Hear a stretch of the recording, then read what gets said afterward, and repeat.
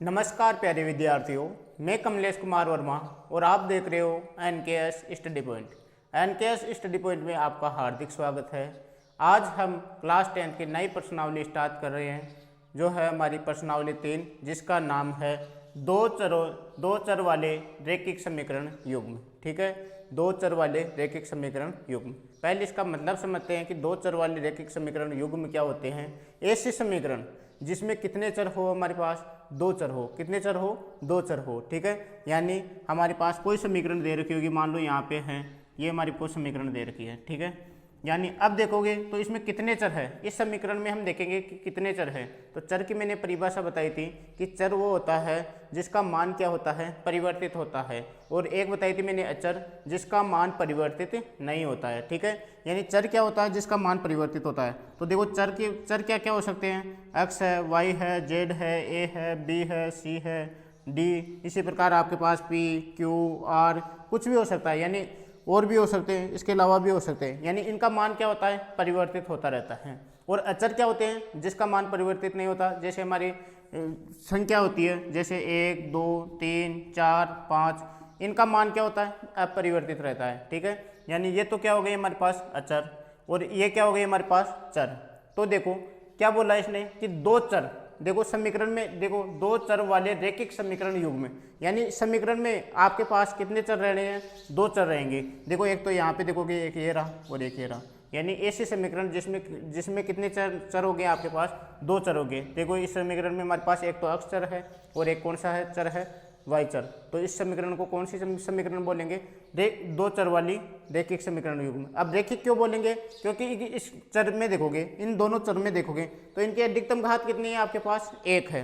कितनी है, एक। तो जिसकी घात एक हो, यानी चरों की घात कितनी है, एक, यानी अधिकतम घात एक है हमारे पास। तो ऐसे रैखिक समीकरण को हम क्या बोलेंगे, रैखिक समीकरण युग्म बोलते हैं। ठीक है, अगर घात दो हो तो द्विघाती समीकरण बोलते हैं, लेकिन हमको लेके कौन सा चलना है, रैखिक समीकरण लेके चलना है। कौन सी लेके चलना है, रैखिक समीकरण। यानी घात अधिकतम कितनी रहनी चाहिए चरों की, आपके पास केवल एक रहनी चाहिए। अधिकतम घात कितनी रहनी चाहिए, एक रहनी चाहिए। देखो इसकी भी देखोगे तो एक, इसकी भी देखोगे तो एक, यानी हमारे पास ये कितने चरों वाली हो गई, दो चर वाली रैखिक समीकरण युग्म हो गए। ठीक है, अब देखते हैं हमारे पास क्वेश्चन नंबर 1 है। पहले देखो आपको एक क्वेश्चन दे रखा है, इसको आपको सोल्व करना है। सोल्व करने के लिए हमको क्या करना पड़ेगा, पहले इसकी समीकरण बनानी पड़ेगी। फिर उसमें बोल रखा है कि आपको, यानी बीजगणितीय, बीजगणितीय का मतलब भी यही होता है कि आपको समीकरण बनानी है। समीकरण बनाने के बाद में आपको क्या करना है, इसको ग्राफ के रूप में क्या करना है, इसको दर्शाना है। ठीक है, तो अब इसको सोल्व करते हैं। पहले क्वेश्चन पढ़ते हैं, क्वेश्चन में क्या कह रहा है, उसके बाद में हम समीकरण बनाएंगे।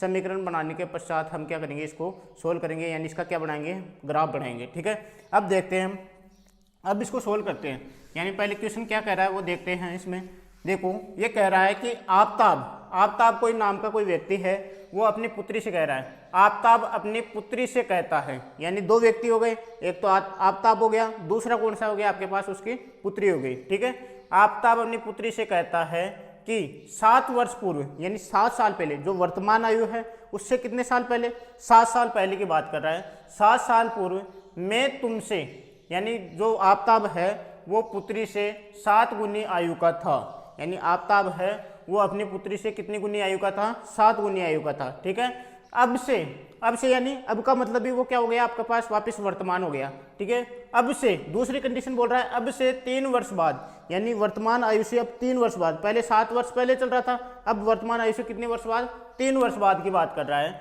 वर्तमान आयु से, यानी जो अब से 3 वर्ष बाद मैं तुमसे 3 गुनी आयु का रह जाऊंगा। यानी अब आयु है उसके 3 वर्ष बाद लेके चल रहे हो, तो वो बोल रहा है कि मैं तुमसे, यानी आफताब है वो उसकी पुत्री से कितनी गुनी आयु का रह जाएगा, 3 गुनी आयु का रह जाएगा। अब ये बोल रहा है इस स्थिति को बीजगणितीय का मतलब इसको आपको किस में दर्शाना है, समीकरण के रूप में दर्शाना है, एवं ग्राफीय रूप में दर्शाना आपको। इसका फिर आपको लास्ट में क्या बनाना है, इसका ग्राफ भी बनाना है। ठीक है, तो इसको सोल्व करते हैं, शुरू करते हैं क्वेश्चन के अकॉर्डिंग। देखो आपको मानना पड़ेगा इसमें। ठीक है, हल करते हैं, इसमें हल करते हैं तो दोनों की आयु माननी पड़ेगी। देखो आपको, देखो ये जब भी आयु का क्वेश्चन हो तो आपको वर्तमान आयु लेके चलनी है। दोनों की क्या लेके चलनी है, जो भी दे रखा हो क्वेश्चन में उसकी क्या लेके चलते हैं, वर्तमान आयु। ठीक है, अब देखो ये मान लो आपके पास ये क्या है, वर्तमान आयु।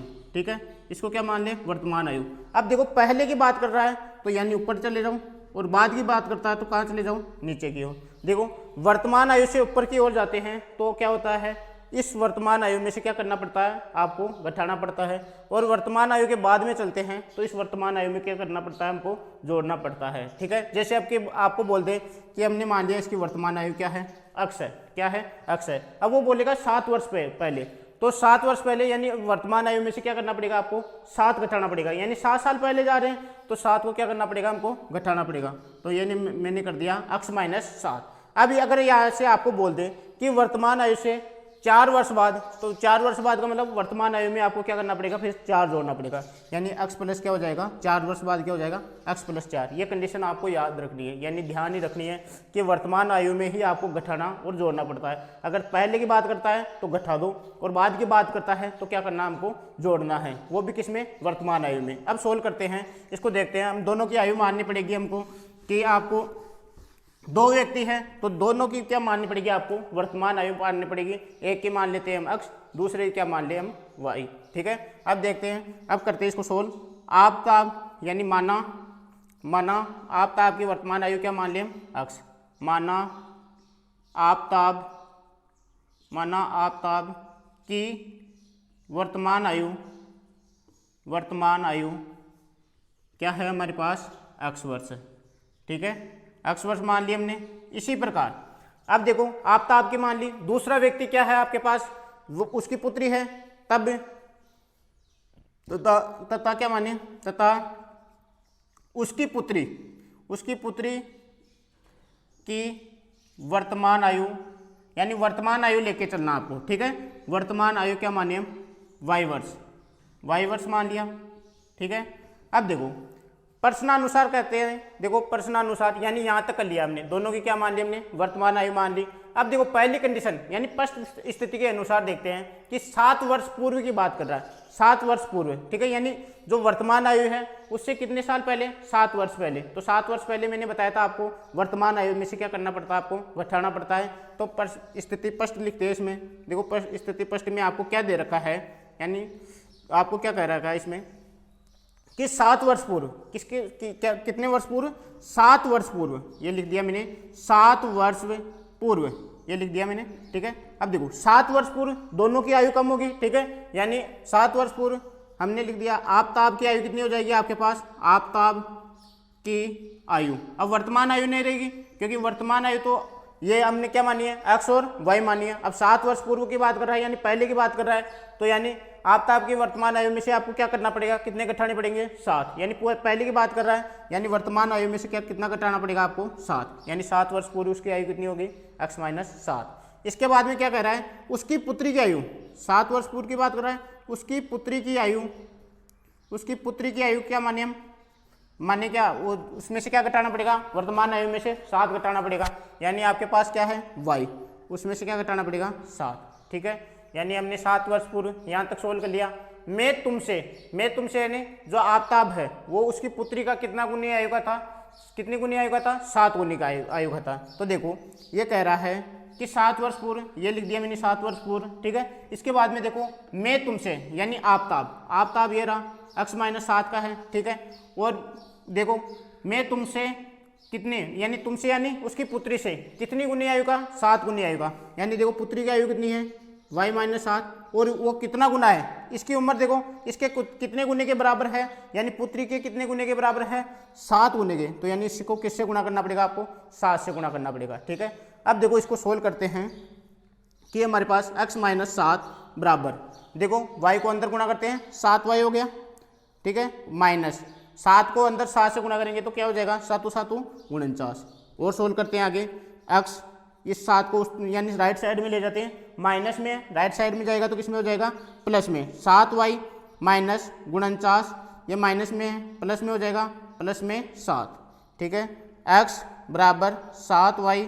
अब देखो 49 माइनस में है, 7 किस में, प्लस में। एक माइनस में दूसरा प्लस में, इसका मतलब क्या होगा, घटेगा। यानी घटेगा तो देखो 49 में से 7 गए तो कितने बचे, 42। अब देखो बड़ा चिन्ह किसका है, माइनस का, तो यहाँ पे क्या आ जाएगा, माइनस का। ठीक है, अब देखो इसके बाद में यहाँ नहीं दिख रहा, यानी आगे लिख देता हूँ मैं, x यहाँ लिख देता हूँ, x बराबर 7y माइनस 42। ठीक है, ये हो गया हमारे पास x बराबर 7y माइनस 42। अब देखो इसको दे देते हैं हम समीकरण 1, इसको दे दिया मैंने समीकरण 1। इसको आगे सोल्व करते हैं हम, और देखो यानी यहाँ तक कर लिया, इसको दे दिया समीकरण 1, यहाँ तक हमने सोल्व कर लिया यानी 7 गुनी आयु का था, यहाँ तक सोल्व कर लिया। अब देखो दूसरी कंडीशन बोल रहा है वो अब देखो दूसरी कंडीशन क्या कह रहा है, अब से 3 वर्ष बाद, यानी अब से यानी वर्तमान आयु से 3 वर्ष बाद की बात कर रहा है। तो स्थिति सेकंड हो गई है आपके पास, यानी स्थिति ये सेकंड हो गई है आपके पास, ठीक है। ये सेकंड स्थिति में क्या कर रहा है कि अब से 3 वर्ष बाद, यानी 3 वर्ष के बाद की बात कर रहा है। तो मैंने लिख दिया यहाँ पे 3 वर्ष बाद, ये 3 वर्ष बाद दोनों की आयु लिख देते हैं, दोनों की, यानी एक तो क्या है आपके पास आफताब की आयु क्या हो जाएगी, आफताब की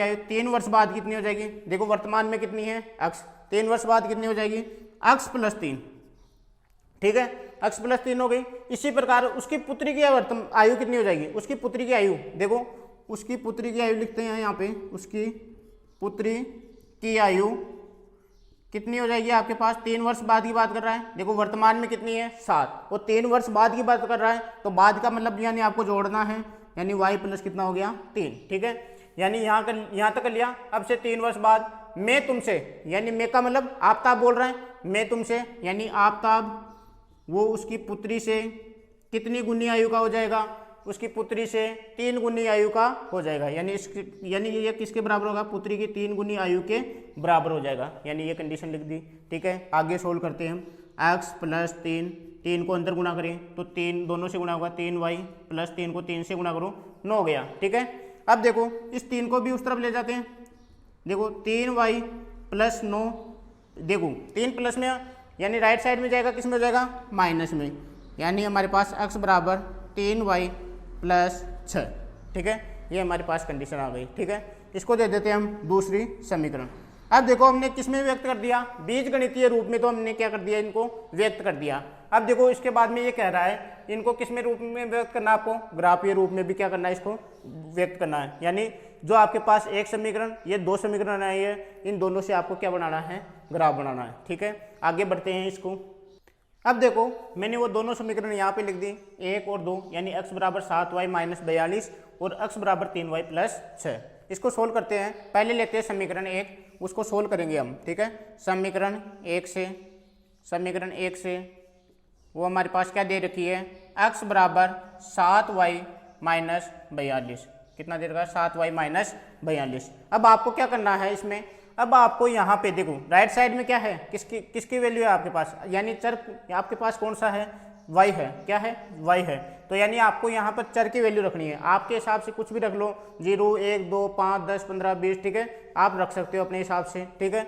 यानी इसमें y की वैल्यू रखो तो आपके पास किसकी वैल्यू प्राप्त होती जाएगी, x की वैल्यू प्राप्त होती जाएगी। चलो ठीक है, मैं यहाँ पे रखना स्टार्ट करता हूँ, यानी y बराबर, देखो क्या रखे हम, 2 रखे, 3 रखे, 4 रखे, 5 रखे, 5 रख लेते हैं, ठीक है, 5 से स्टार्ट कर लेते हैं। y बराबर 5 रखने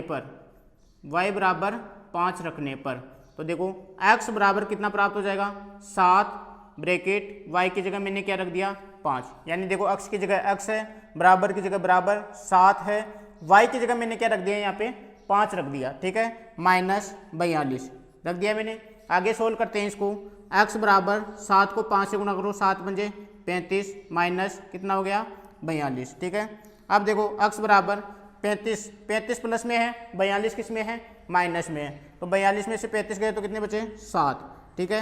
अब बड़ी संख्या किसकी है, बड़ी संख्या है माइनस की, तो यहाँ पे किसका चिन्ह आ जाएगा, माइनस का, इसको ब्रैकेट लगा लो, ठीक है। ऐसे ही करके आपको 3 मान निकालने, कितने मान निकालने, 3 मान, यानी मिनिमम आपको 3 मान निकालने हैं, ठीक है। अब देखो मैंने 1 रख दिया, यानी y बराबर क्या रख दिया मैंने 5, तो हमारे पास x बराबर कितना प्राप्त हो गया, माइनस के 7। इसी प्रकार हम आगे बढ़ते हैं, दूसरी कंडीशन क्या कह रहा है, अब देखो दूसरी, यानी आपको दूसरा मान रखना है, y की वैल्यू और दूसरा चेंज कर लो, y बराबर 6 रख लो हम, ठीक है। तो y बराबर 6 रखने पर, y बराबर क्या रखने पर 6 रखने पर, तो देखो x बराबर कितना प्राप्त हो जाएगा आपके पास, इसी में रखना है, इसी समीकरण में आपको y की जगह क्या रखना है, जो भी मान रखना है वो रख देना। जैसे मैंने 5 रखा y की जगह, दूसरी बार मैं कितना रख रहा हूँ 6 रख रहा हूँ, तो y की जगह देखो 6 रखेंगे तो 7 की जगह 7, और इस y की जगह क्या रखूँगा अब 6, कितना रखूँगा 6, तो माइनस 42 है यहाँ पे।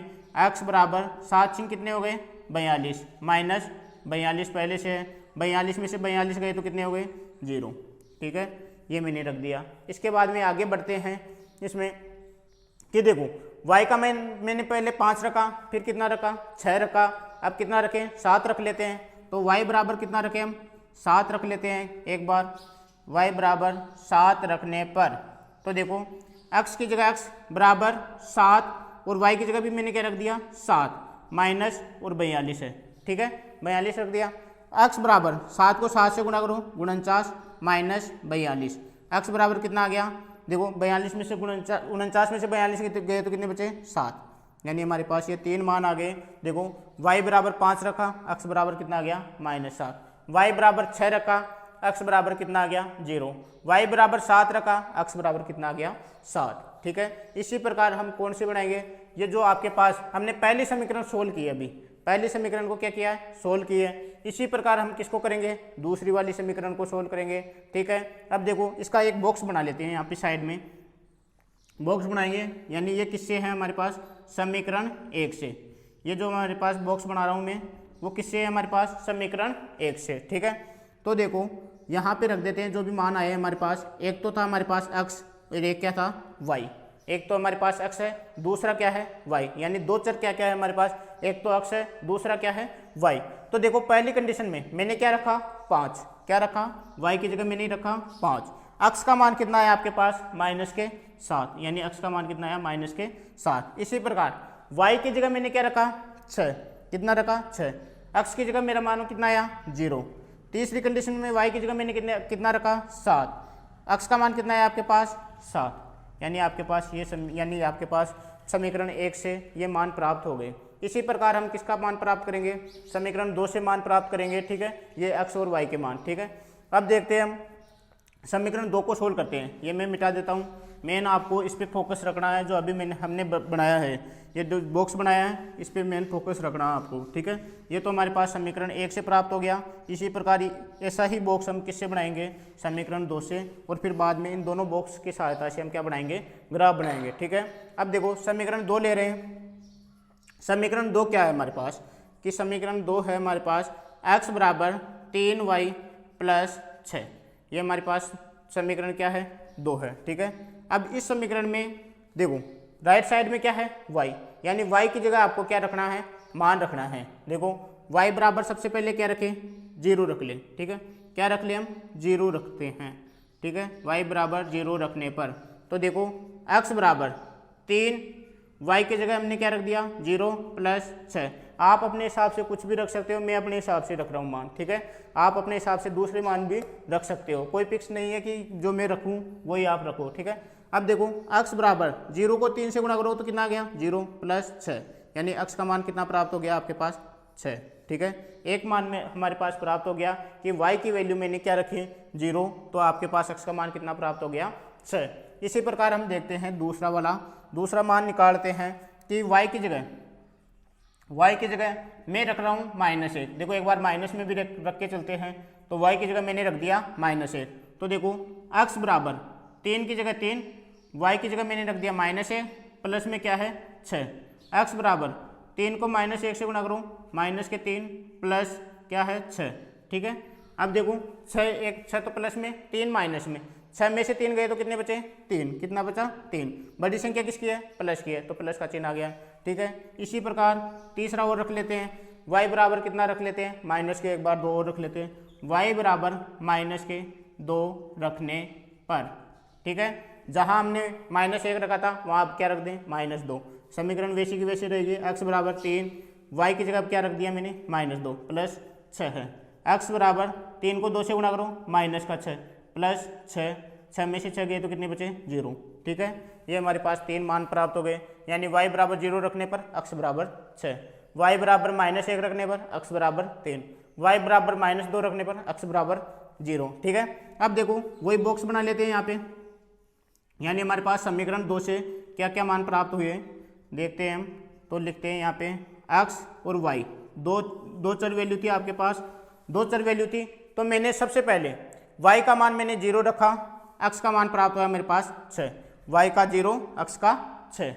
y की वैल्यू मैंने -1 रखी तो अक्ष की वैल्यू मेरे पास प्राप्त हो गई 3, ठीक है। y की वैल्यू मैंने -2 रखी, y की वैल्यू मैंने कितनी रखी -2, अक्ष की वैल्यू कितनी प्राप्त हो गई मेरे पास 0, ठीक है। यानी y की वैल्यू मैंने -2 रखी, अक्ष की वैल्यू मैंने क्या प्राप्त की 0, ठीक है। अब आपके पास समीकरण 1 से ये मान प्राप्त हो गए, समीकरण 2 से ये मान प्राप्त हो गए। अब समीकरण 1 व 2 की सहायता से हम क्या बनाते हैं, ग्राफ बनाते हैं, ठीक है। तो देखते हैं ग्राफ कैसे बनाते हैं हम। तो ग्राफ बनाने के लिए हमारे पास दोनों समीकरणों से जो मान प्राप्त हुए वो मैंने लिख दिए यहाँ पे बॉक्स में। अब इन दोनों की सहायता से हम क्या प्राप्त कर रहे हैं, यानी ग्राफ बना रहे हैं इसकी सहायता से। अब देखते हैं ग्राफ कैसे बनाते हैं। देखो ग्राफ बनाने के लिए देखो आपको 2 लाइन खींचनी पड़ेगी, एक तो एक्स अक्ष और एक कौन सी वाई अक्ष, ठीक है। एक तो होती है एक्स अक्ष और एक होती है वाई अक्ष। देखो एक्स अक्ष कौन सी होती है, जो क्षैतिज रेखा होती है, जो ऐसी रेखा यानी क्षैतिज रेखा होती है वो तो होती है कौन सी, एक्स अक्ष, ठीक है। और जो ऊर्ध्वाधर जो खड़ी रेखा होती है उसे बोलते हैं हम वाई अक्ष, कौन सी, वाई अक्ष, ठीक है। देखें अब देखो ये जो क्षैतिज रेखा है ये तो हमारे पास कौन सी है, एक्स अक्ष। जो ये ऊर्ध्वाधर रेखा है वो होती है हमारे पास वाई अक्ष, ठीक है। जहाँ पे दोनों मिलती है, जहाँ पे जो दोनों रेखाएं मिलती है आपस में, वो होता है आपका मूल बिंदु, जिसे किससे दर्शाते हैं, ओ से दर्शाते हैं। यहाँ अक्ष का भी मान 0 होता है और वाई का भी मान क्या होता है, 0, ठीक है। अब देखो निर्देशांक दर्शाने के लिए आपको ये जानना जरूरी है कि यहाँ पे देखो निर्देशांक कैसे दर्शाते हैं, कि मान लो यहाँ पे देखो आपके पास 2 और 3। अब इसमें से पहचानते हैं कि अक्ष का कौन सा है, वाई का कौन सा है। तो देखो हमेशा याद रखना, जो पहला मान होता है वो किसका होता है, अक्ष का, और दूसरा मान होता है वो किसका होता है, वाई का। यहाँ देखो अक्ष का मान कितना है 2, वाई का मान कितना है 3। यहाँ पे देखो अक्ष का मान कितना है 0 और वाई का भी मान कितना है 0, ठीक है। अब देखो अब जब ये मूल बिंदु से हम राइट साइड की तरफ जाते हैं, ठीक है, आगे की तरफ चलते हैं, मूल बिंदु से राइट साइड की तरफ जाते हैं, तो देखो ये हमारे पास कौन सी है, अक्ष। तो इस पर यहाँ से लेके यहाँ तक अक्ष का मान होता है पॉजिटिव। क्या होता है, पॉजिटिव, यानी प्लस में चलते हैं। जैसे हमारे पास 1 है, 2 है, ठीक है, ये 0 0, यहाँ पे 1 है, यहाँ रख दिया मैंने 2, यहाँ रख दिया 3, यहाँ रख दिया 4, यहाँ रख दिया 5 और 6, यहाँ रख दिया मैंने 6, ठीक है। अब इसी प्रकार मूल बिंदु के विपरीत लेफ्ट साइड में चलते हैं तो यहाँ पे अक्ष का मान किस में होता है, माइनस में होता है। यहाँ रख दिया मैंने जैसे -1, -2, -3, -4, -5 और -6, ये -6 और ये मैंने रख दिया लास्ट में -7, ठीक है, ये रख दिया मैंने। इसी प्रकार ये होता है यहाँ पे माइनस में, तो यानी अक्ष और यहाँ पे लगा दिया मैंने माइनस के लिए क्या लगा दिया मैंने, डैश लगा दिया, ठीक है, ये डैश लगा दिया। इसी प्रकार हम वाई में चलते हैं कि मूल बिंदु के ऊपर की तरफ चलते हैं, ठीक है, मूल बिंदु के कहाँ, ऊपर की तरफ चलते हैं, तो अक्ष का मान होता है प्लस में। किस में होता है, प्लस में। देखो यहाँ 0 हो गया, इसके बाद में 1, ये 2, ये 3 हो गया, ये 4, ये 5, ये 6 और ये क्या रख दिया मैंने 7, ठीक है। इसी प्रकार मूल बिंदु के नीचे की तरफ चलते हैं तो किस में होते हैं, माइनस में। तो यहाँ रख दिया जैसे मैंने -1, -2, -3, -4, -5, -6, -7 और -8, ठीक है, ये मैंने मान रख दिए, ठीक है। अब दर्शाते हैं हम ग्राफ में, ठीक है। अब देखो समीकरण 1 लेते हैं पहले कि अक्ष का मान हमारे पास कितना है, -7, अक्ष का मान कितना है, -7। तो देखो एक बात और यहाँ ध्यान रखना आपको कि यहाँ पे इस लाइन पे, जो इस रेखा पे, यानी जो ये आपको ये रेखा दे रखी है, क्षैतिज रेखा दे रखी है, उस पर अक्ष का मान तो रहता है। देखो अक्ष का मान -7 है, -6 है, -5 है, इसी प्रकार प्लस में 1 है, प्लस में 2 है, प्लस में 3 है, ठीक है। यानी इस लाइन पे आपके पास अक्ष का तो मान रहता है, यानी जो ये अक्ष दे रखा ना, इसका तो मान होता है। लेकिन y का मान इस पूरी लाइन पे, यहाँ देखोगे, कहीं पर भी देखोगे, इस बिंदु पर, कोई से भी बिंदु पर देखोगे तो इस पर हर जगह y का मान क्या रहता है, 0 रहता है, ठीक है। इसी प्रकार इसका विपरीत देखते हैं, यह है आपके पास y अक्ष कौन सी है, y अक्ष, ये y लिख दिया मैंने, ये y डैश लिख दिया, ठीक है। ये आपके पास y अक्ष है, ठीक है, y अक्ष है, तो इस पे y के मान है, हर जगह देखोगे y के मान है, ठीक है। बीच में देखोगे तो यहाँ पे पॉइंट में होंगे 1.2, 1.5, 1.6, 1 और 2 के बीच में, 2 और 3 के बीच में 2.2, 2.3, 2.4, ठीक है। अब देखो यहाँ पे y के मान है, इस ऊर्ध्वाधर रेखा पर आपके पास किसके मान है, y के मान है। लेकिन इसमें देखोगे इस लाइन पर जो अक्ष रहती है, आपकी अक्ष वाले मान रहते हैं ना, उसका मान हर पॉइंट पे आपके पास अक्स का मान क्या रहता है, यहाँ देखोगे, हर जगह देखोगे आपके पास अक्स का मान क्या रहेगा, 0। तो यानी वाई अक्स पर, कहने का मतलब मेरा ये हुआ कि वाई अक्स पर अक्स का मान 0 और अक्स अक्स पर किसका मान 0, वाई का मान 0। अब दर्शाते हैं, देखो पहला है हमारे पास अक्स की वैल्यू कितनी है, -7। देखो अक्स ये रहा -7, ठीक है। यहाँ पे मैंने एक पॉइंट लगा दिया छोटा सा। इसके बाद में देखोगे आप y की वैल्यू कितनी है, y की वैल्यू कितनी है, 5। ये रही y की वैल्यू 5। एक यहाँ पे आपको ऐसे डायरेक्ट नहीं मिलाना, आपको क्या करना है, इसी लाइन पर ऊपर की तरफ बढ़ना है, ठीक है, ऊपर की तरफ। और इसी में कैसे करना है, आपको आगे की तरफ बढ़ना है, ठीक है। ये मैं बढ़ गया यहाँ पे, और जहाँ पे दोनों मिले वहाँ पे हम गोला कर देते हैं, ठीक है। ये मैंने कर दिया, दोनों को मिला दिया। अब इसी प्रकार हम बढ़ते हैं, दूसरा देखते हैं कि y की वैल्यू 6 है और x की वैल्यू क्या है, 0।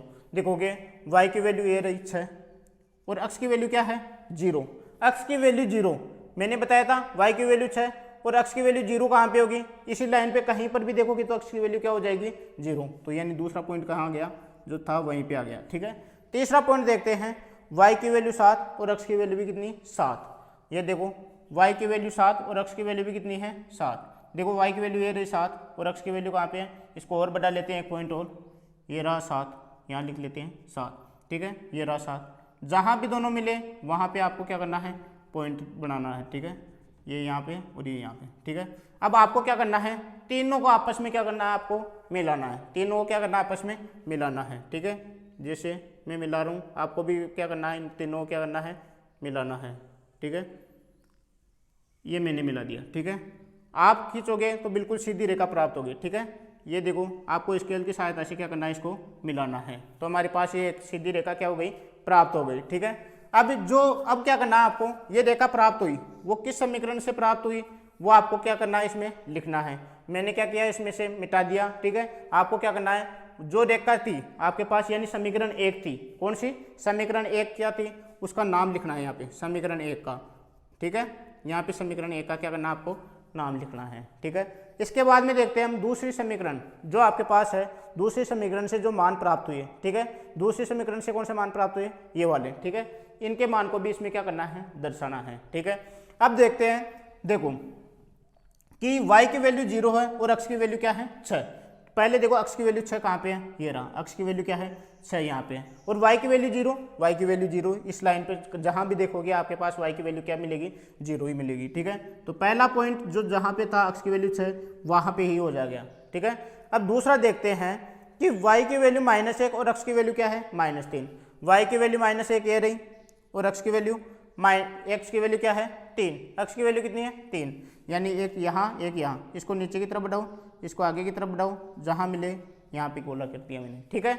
आगे बढ़ते हैं, तीसरा देखते हैं, -2 और क्या है, 0। ये रहा -2, ठीक है, ये -2 हो गया और 0 इसी पे होगा, ठीक है। किसका, x की वैल्यू 0 इस लाइन पे होगी, y एक्स पे क्या होता है, x की वैल्यू क्या होती है, 0। अब तीनों क्या करना, आपको मिलाना है, ठीक है। ये मैंने क्या कर दिया, तीनों को क्या कर दिया, मैंने मिला दिया। इसी प्रकार आपके पास इसकी भी क्या प्राप्त होगी, सीधी रेखा प्राप्त होगी। अगर आपके पास सीधी रेखा प्राप्त नहीं हो रही है, इसका मान यानी इसका मतलब हो गया आपके पास, यानी मान रखने में आपने क्या किया है, या मान निकालने में आपने क्या किया है, इसमें गलती की है, ठीक है।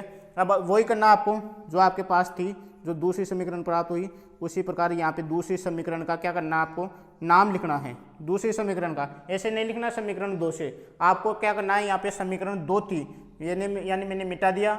आपको क्या करना है, यानी समीकरण 2 का यहाँ पे क्या लिखना है, मान रखना है, यानी x + 2y जैसे भी था आपके पास समीकरण 2 क्या थी, वो आप क्या करना है, आपको मान रखना है, यहाँ पे वो जो वैल्यू थी वो रखनी है, ठीक है।